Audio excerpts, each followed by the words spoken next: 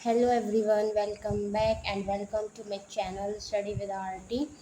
And जैसा कि आप सभी को पता है कि हम एक सीरीज़ हमने स्टार्ट कर रखी है जिसमें हम डेली 30 क्वेश्चन CDP करते हैं जो कि इम्पॉर्टेंट होते हैं एंड प्रीवियस ईयर होते हैं। और हम इस बुक में से उन 30 क्वेश्चनों को करते हैं डेली। तो हमने इससे पहले 2 वीडियो अपलोड कर चुके हैं जिनमें हमने 30 क्वेश्चन कवर किए हैं। अब ये वीडियो नंबर 3 है जिसमें हम और इम्पॉर्टेंट 30 क्वेश्चन करेंगे। तो चलिए अपने वीडियो को स्टार्ट करते हैं। तो देखिए कहाँ से है हमारा चाइल्ड डेवलपमेंट पैडागोजी। तो मैं थोड़ा सा जूम कर लेती हूँ ताकि आपको अच्छे से दिखे।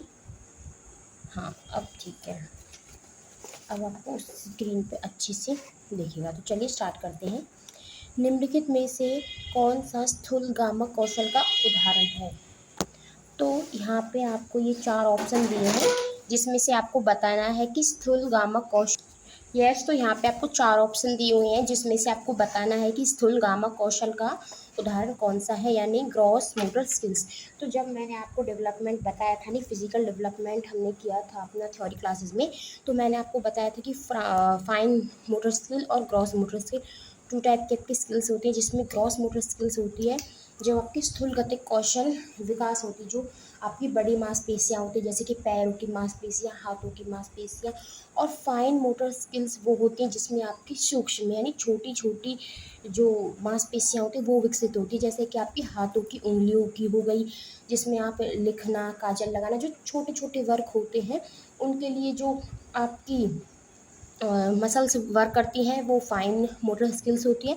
और जब बड़ी मसल्स आपकी वर्क करती हैं तो वो ग्रॉस मोटर स्किल्स होती है। तो इसमें आपको ये 4 एग्जाम्पल दिए हैं जिसमें से आपको बताना है कि ग्रॉस मोटर स्किल्स का कौन सा है। तो चित्र बनाना, तो चित्र बनाने में तो बिल्कुल बारीकी से काम करना पड़ता है, तो ये नहीं है।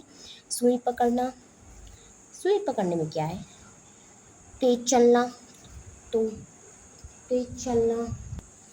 अब तेज चलना या फिर धागे में मोती पिरोना, तो धागे में मोती पिरोने की बात करें तो उसमें आपकी फाइन मोटर स्किल्स वर्क करेगी। यहाँ पे तेज चलना, क्योंकि तेज चलने में आपकी जो लेग्स की मसल्स हैं वो वर्क करेंगी और उसमें आपकी क्रॉस मोटर स्किल्स इन्वॉल्व होगी। तो इसका जो आंसर हो जाएगा वो आपका सी हो जाएगा, यानी तेज चलना, वॉकिंग। और रनिंग में भी आपकी क्रॉस मोटर स्किल्स ही वर्क करती है।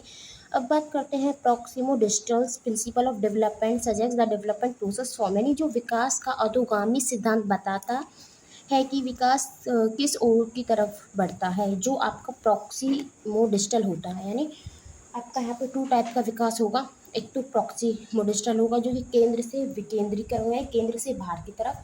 और एक आपका स्फेलोकोडल होगा, यही था उसका नाम, जो सिरोपद्मुखी स्थित कहते हैं उसे, हिंदी में थोड़ा बड़ा सा नाम है। तो उसमें क्या होता है, सिर से पैर की तरफ विकास होता है। बट यहाँ पे प्रॉक्सिमोडिस्टल है यानी अधोगामी सिद्धांत विकास के बारे में बात हो रही है, तो वो केंद्र से बाहर की तरफ होगा। तो इसका जो आंसर हो जाएगा केंद्र से बाहर की तरफ। अब नेक्स्ट क्वेश्चन पे चलते हैं, क्वेश्चन नंबर 3। निम्नलिखित में से कौन से सामाजिकरण के द्वितीय कारक हैं? यानी यहाँ पे आपको ऑप्शन दिए गए हैं और इनमें आपको देख के बताना है कि जो सेकेंडरी एजेंसी हैं सोशलाइजेशन की, यानी सामाजिकरण की, जो द्वितीय कारक है वो कौन कौन सी हैं। तो आपका स्कूल भी द्वितीय कारक है, माता पिता, क्योंकि माता पिता आपके प्राइमरी होते हैं, है ना, क्योंकि आप जो कुछ भी आप जो आपका सामाजिकरण होता है वो पहले आपके घर से निकल के ही होता है, क्योंकि पहले आपके पेरेंट्स आपको बताएंगे कि बेटा कहाँ जाना है, कैसे रहना। नहीं, आपका जो सामाजिकरण है वो सबसे पहले आपके माता पिता करते हैं, बाद में और चीज़ें होती हैं।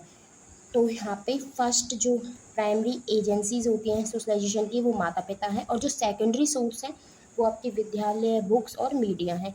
तो ये तीनों फर्स्ट सेकंड थर्ड आपके सेकेंडरी में आ जाएंगे। अब चलते हैं नेक्स्ट क्वेश्चन की तरफ।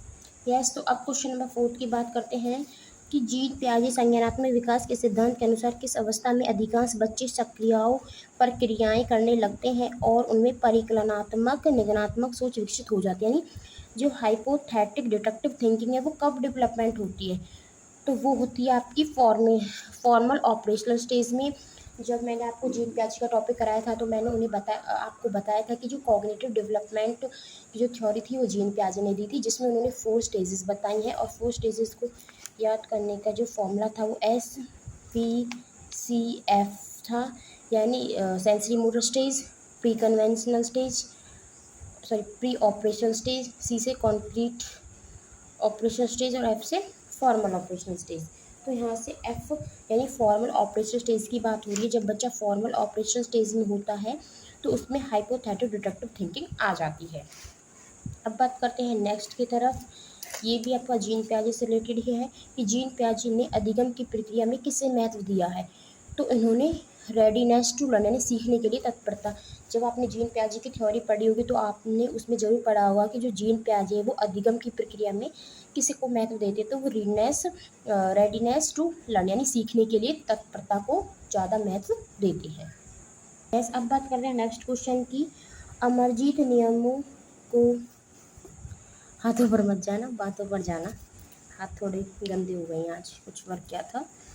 अमरजीत नियमों को स्थिर मानती है और इस बात की अनुशंसा करती है कि सभी को इन नियमों का अनुसरण करना चाहिए, चाहे उनके व्यक्तिगत स्थिति किसी भी प्रकार क्यों ना हो। लॉरेंस कोलबर्ग के नैतिक विकास सिद्धांत के अनुसार अमरजीत इस समय किस अवस्था में है।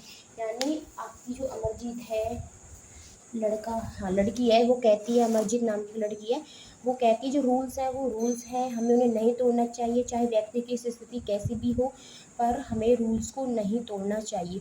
तो वो कोलबर्ग, जो लॉरेंस कोलबर्ग है, जिन्होंने आपको मॉरल डेवलपमेंट की थ्योरी दी, उसके अनुसार जो अमरजीत है वो किस अवस्था में है। तो अभी वो लॉ एंड ऑर्डर ओरिएंटेशन यानी कानून और व्यवस्था उन्मुखी है। या फिर अगर यहाँ पे, क्योंकि स्टेजेस का यहाँ पे नाम नहीं दिया, अगर स्टेजेस का नाम दिया होता तो हम यहाँ पर आपका कन्वेंशनल स्टेज रखते, क्योंकि प्री कन्वेंशनल में तो फिर वो हो जाता है, सज़ा मिलेगी तो वर्क करो, यानी पनिशमेंट वाला, ये ओबीडियंस एंड पनिशमेंट। और आपका ऑर्डर की लॉ, कानून है, कानून को नहीं तोड़ना चाहिए, तो ये आपका कन्वेंशनल स्टेज में आता है। और जो पोस्ट कन्वेंशनल स्टेज है उसमें, तो पोस्ट कन्वेंशनल स्टेज में कानून को मानना आता है। तो यहाँ पे लॉ एंड ऑर्डर ओरिएंटेशन वाली स्थिति में आपकी अमरजीत है। अब नेक्स्ट बात करते हैं क्वेश्चन नंबर 7 की। अब बात करते हैं क्वेश्चन नंबर 7 की। कक्षा में समूह कार्य के दौरान रमेश ने देखा कि उसके विद्यार्थी दिए गए प्रश्नों का हल ढूंढने में जूझ रहे हैं। विद्यार्थियों को सहयोग देने के लिए रमेश को क्या करना चाहिए। यानी कक्षा में समूह कार्य के दौरान, समूह कार्य होता है जब ग्रुप वर्क होता है कि बच्चे एक साथ ग्रुप में बैठे हैं और तब वो वर्क कर रहे हैं। तो रमेश ने देखा कि जो विद्यार्थी हैं वो दिए गए प्रश्नों यानी क्वेश्चन का एकदम से अच्छे से हल ढूंढ रहे हैं, हल में जूझ रहे हैं। तो विद्यार्थियों को सहयोग देने के लिए रमेश को क्या करना चाहिए।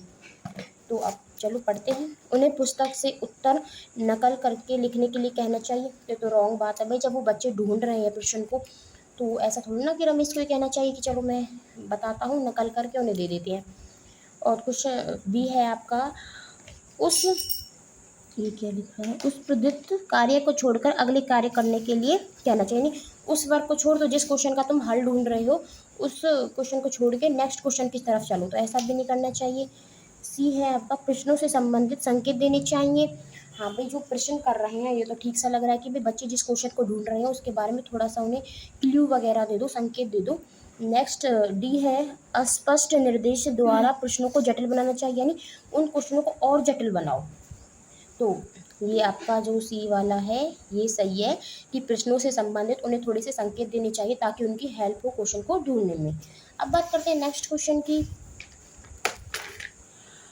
विद्यार्थियों के संज्ञानात्मक विकास के संवर्धन के लिए लेव वाइगोस्की ने किसे कार्यान्वयन की अनुशंसा की है। तो जो विद्यार्थी के संज्ञानात्मक यानी जो मॉरली कॉग्निटिव डेवलपमेंट दिया है लेव वाइगोस्की ने, उसके अनुसार किसके कार्यान्वयन की अनुशंसा की है आपके लेव वाइगोस्की ने। तो लेव वाइगोस्की ने 3 चीज़ों को काफ़ी इंपॉर्टेंस दी है, वो है आपका समाज, सोशल और कल्चर और भाषा। तो इन चीज़ों को आपके लेव वाइगोस्की ने सबसे ज़्यादा महत्वपूर्ण दिया है।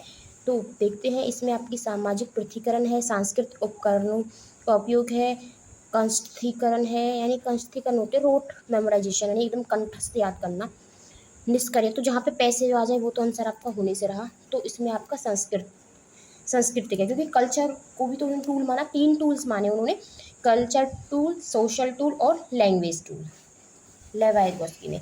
अब बात करते हैं क्वेश्चन नंबर 9 की। प्रगतिशील शिक्षा शिक्षण अधिगम प्रक्रिया के केंद्र में किसे स्थान देती है। जो प्रगतिशील शिक्षा होती है वो शिक्षण अधिगम यानी लर्निंग टीचिंग लर्निंग जो प्रोसेस होती है के केंद्र में किसे वो स्थान देती है, तो वो स्टूडेंट्स को। भाई प्रगतिशील शिक्षा है तो वो बच्चों को ही तो सबसे पहले रखेगी। अब बात करते हैं नेक्स्ट क्वेश्चन की। अब बात करते हैं अहमद मनोपचारक या हाँ कर लो परामर्शदाता यानी बनना चाहता है। हार्वर्ड गार्डन के हाँ बहुबुद्धि सिद्धांत के अनुसार उनकी अध्यापिका को उसे उसकी किस वृद्धि के संदर्भ के अवसर देने चाहिए। तो जो अहमद है, ठीक है एक कर जो अहमद है वो साइकोथेरेपिस्ट बनना चाहता है, नहीं फिजियोथेरेपिस्ट बनना चाहता है और काउंसलर बनना चाहते हैं। तो जो हार्वर्ड गार्डन ने अपनी बहुबुद्धि का सिद्धांत दिया है उसमें उन्होंने 8 टाइप्स की बुद्धि का वर्णन किया है कि जो बुद्धि है वो 8 प्रकार की होती है। तो अब अहमद है उसके अंदर किस प्रकार की बुद्धि है, तो वो इंटरपर्सनल है। इंटरपर्सनल होता है जब वो दूसरों के विचारों को समझने की कोशिश करता है, ठीक है। और एक इंट्रापर्सनल होता है। इंट्रापर्सनल में जब वो खुद के ही विचारों को पहचानता है, यानी जब वो सेल्फ लर्निंग अपने खुद के बारे में पता करता है। ए टाइप की बुद्धि हार्वर्ड गार्डन ने दी थी। तो अगर आपने थ्योरी क्लास नहीं देखी है तो उसमें आप उसे ज़रूर देखना, क्योंकि उसमें मैंने हार्वर्ड गार्डन के द्वारा जो बताई गई 8 टाइप्स की जो बुद्धि है वो मैंने एक एक करके बताई है। अब बात करते हैं नेक्स्ट क्वेश्चन की। सहयोगात्मक अधिगम का कार्यान्वयन करते समय अध्यापक को क्या करना चाहिए। जो कोऑपरेटिव लर्निंग है, ठीक है, बच्चे उसको कोऑपरेटिव लर्निंग कर रहे हैं तो अध्यापक को क्या करना चाहिए। एक समान योग्यता आधारित समूह का निर्माण करना चाहिए। तो सेम एबिलिटी वाले ग्रुप्स है उसका तो उन्हें निर्माण ही नहीं करना चाहिए। मैंने ग्रुप्स के बारे में भी आपको 2 बातें बताई थी कि जो ग्रुप्स होते हैं वो हमें 2 टाइप्स के बनाने चाहिए, तो हेट्रोजीनियस और एक होमोजीनियस नहीं बनाना चाहिए, हेट्रोजीनियस बनाना चाहिए। होमोजीनियस में क्या होता है, सेम एबिलिटी वाले बच्चों को एक ग्रुप में डाल दिया जाता है, तो सेम एबिलिटी वाले बच्चों को एक ग्रुप में नहीं डालना चाहिए। जो हेट्रोजीनियस ग्रुप है वो बनाने चाहिए, क्योंकि जो अलग अलग एबिलिटी वाले बच्चे हैं उन्हें उनका एक ग्रुप बनाओ ताकि बच्चे एक दूसरे से भी सीख पाएँ। तो ये तो एकदम रॉन्ग हो जाएगा। सेकंड देखते हैं, विद्यार्थियों को केवल निर्धारित प्रक्रिया का अनुसरण करने का निर्देश देना चाहिए। नहीं, ऐसा नहीं है कि ओनली जहाँ पे ऑन दिया जाए ना वो भी उसका भी थोड़ा सा कम चांसेस हो जाते हैं आंसर के लिए, ठीक है। चर्चाओं और वादवादों के प्रयोग को प्रतिबंधित करना चाहिए। अगर बच्चे वाद कर रहे हैं, चर्चा कर रहे हैं तो उस पर तो प्रतिबंध करना ही नहीं चाहिए। अगर आप उस पर प्रतिबंध करोगे तो बच्चा डिस्कशन कैसे करेगा। वैसे आप ग्रुप लर्निंग की बात कर रहे हो, वैसे बच्चों का डिस्कशन पे भी प्रतिबंध नहीं, रोक लगा रहे हो, तो ये भी रॉन्ग हो जाएगा। अब बात करते हैं विविध शिक्षार्थियों के समूह बनाने, यानी जो डाइवर्स एबिलिटी वाले बच्चे हैं उनका आपने ग्रुप्स बनाया तो ये बेस्ट है, क्योंकि बच्चे डिफरेंट एबिलिटी वाले ग्रुप में क्या होता है, बच्चे एक दूसरे से भी सीखते हैं। अब बात करते हैं नेक्स्ट क्वेश्चन की कि कक्षा में क्रिकेट पर हो रही चर्चा में एक अध्यापिका लड़कियों की अपेक्षा लड़कों को अध्यापक है लड़कियों की अपेक्षा लड़कों को अधिक अवसर दे रहा है, ऐसा करके वह क्या कर रहा है। यानी एक टीचर है, अब वो क्रिकेट की वहाँ पे एक चर्चा हो रही है, अब वो लड़कियों को तो कम महत्व दे रहा है पर लड़कों को अधिक अवसर दे रहा है क्रिकेट के लिए। तो अब जो अध्यापक है वो ऐसा क्या कर रहा है, रूढ़िबद्ध चुनौतियों को कम कर रहा है। कम तो कहाँ ही कर रहा है, वो उन्हें और ज़्यादा बढ़ावा ही दे रहा है।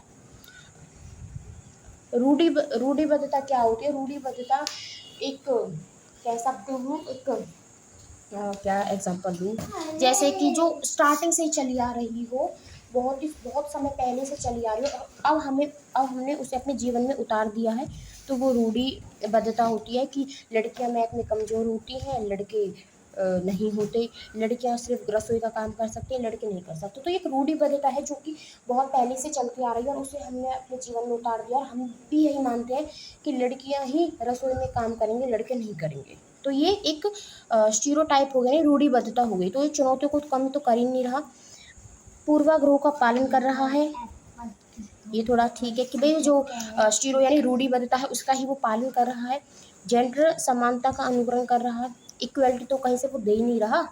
जेंडर रूढ़िबद्धता धारणाओं को तोड़ रहा है, तो तोड़ भी नहीं रहा, तो इसका आंसर बी हो जाएगा। भाई तोड़ता तो वो इक्वलिटी देता ना, दोनों को समान अवसर देता, बट वो तो लड़कों को ज़्यादा अवसर दे रहा है लड़कियों की अपेक्षा। तो इसमें क्या हो जाएगा, पूर्वाग्रह को पालन, यानी जो जेंडर आपकी रूढ़िबद्धता है यानी जेंडर बायसनेस है उसको वो उसका पालन कर रहा है वो। तो आज के लिए इतना ही। हम वैसे तो डेली 30 क्वेश्चन करते हैं एक सीरीज़ में, बट आज हमने 12 किए हैं क्योंकि अब आगे की वीडियो कंटिन्यू नहीं हो पाएगी, थोड़ी सा प्रॉब्लम है, तो इसीलिए जो पार्ट 2 मैं इसका पार्ट 2 बना के डालूंगी, जिसमें मैं 12 से आगे यानी जो 13-14 जितने भी 30 क्वेश्चन तक रह गए हैं वो मैं पार्ट 2 में डाल दूंगी। तो तब तक के लिए आप पार्ट 1 को ही देखिए, जिसमें मैंने 12 क्वेश्चन कवर किए हैं। और थोड़ा सा मुझे भी डिस्टर्बेंस लगा, तो इस वजह से उसके लिए सॉरी अगर आपको भी थोड़ा सा वीडियो में डिस्टर्बेंस देखने को मिला हो। तो नेक्स्ट वीडियो में यानी नेक्स्ट इसका पार्ट मैं सेकंड करके डालूंगी, जिसमें हम बाकी के क्वेश्चन कवर करेंगे। और आई थिंक मैं उसको आज रात तक ही डाल दूंगी, तो आपको आज यानी डे 3 में ही आपके 30 क्वेश्चन कवर हो जाएंगे। और मैं पूरी कोशिश करूँगी कि मैं आज ही गुड कि मैं आज ही पार्ट 2 को डाल दूँ। Then thank you and thanks for watching. एंड अगर वीडियो हेल्पफुल लगे तो वीडियो को लाइक करना और चैनल को सब्सक्राइब कर देना। एंड शेयर करना हो तो शेयर भी कर देना अपने सीटेट फ्रेंड्स के साथ जो सीटेट की प्रिपरेशन कर रहे हो। Then bye.